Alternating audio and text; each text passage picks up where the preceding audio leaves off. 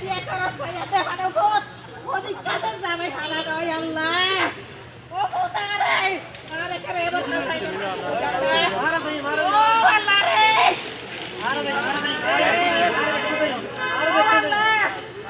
Allah dokter itu sudah harus pada cepat tarik kan.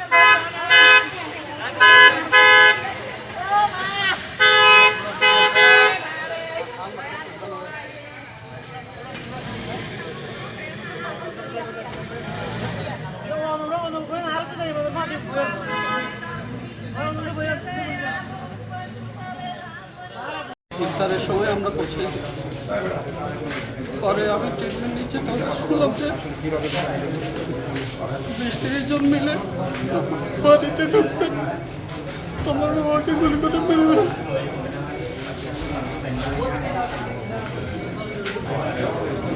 আমার ফুপে ছিল, আমার খালা ছিল, ওদেরকেও গুলি করছে। আমরা গেছিলাম আমাদের চেয়ারম্যান রাজু ভাইয়ের ওইখানে ঝামেলা হচ্ছে, ওইখানে দেখতে গেছিলাম। আমাদেরকে সবাইকে রাজু ভাই বলছে, রাজু ভাইয়ের ভাই রিদওয়ান ভাইও ছিল। সন্ধ্যাবেলায় উনি ওদের গুন্ডা বান্ডা নিয়ে গুলি করে আমাকে বের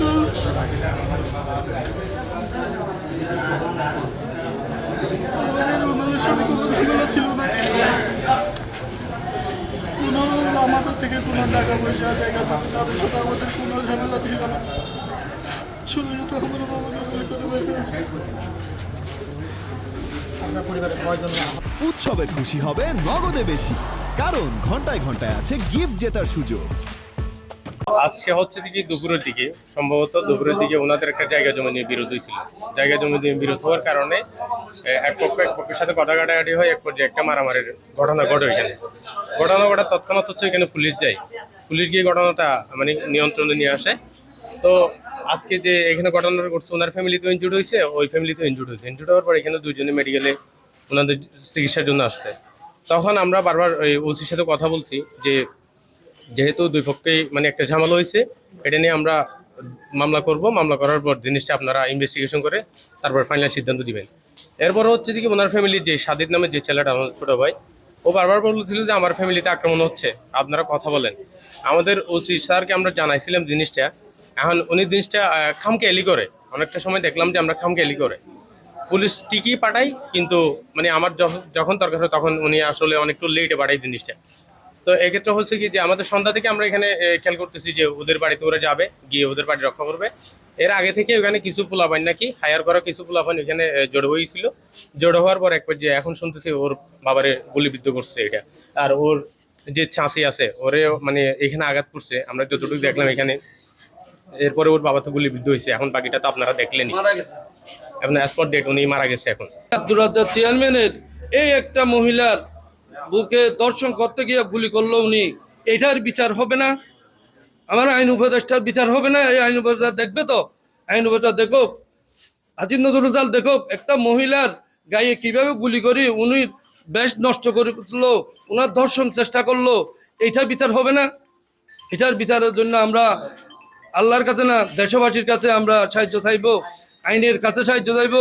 যে ঘটনাটি ঘটেছে তার আমরা তীব্র নিন্দা জানাই এবং আমরা এই দায়টা আমরা পুলিশকে দিতে চাই।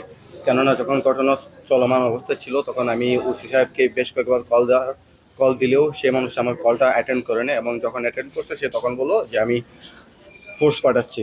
তার ফোর্স গিয়ে পৌঁছেছে প্রায় ঘটনার 10-15 মিনিট পরে।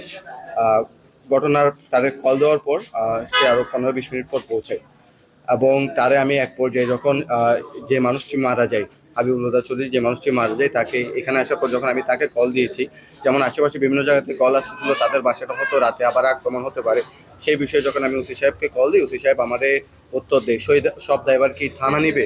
তো সেক্ষেত্রে আমার প্রশাসনের কাছে প্রশ্ন, জনগণের নিরাপত্তা যদি থানা নিতে না পারে সেক্ষেত্রে আপনারা চুরি করে বের হয়ে যান, আমরা সেখানে দায়িত্ব গ্রহণ করব, এবং আমরা জনগণ হিসেবে যে আমরা জনগণ আরেক জনগণের আমরা দায়িত্ব গ্রহণ করব। আমি প্রশাসনকে কড়াই হুঁশিয়ারি দিতে চাই, আপনারা ওই কাজ করুন, না হলে ছাত্র জনতা আবার মাঠে নামবে।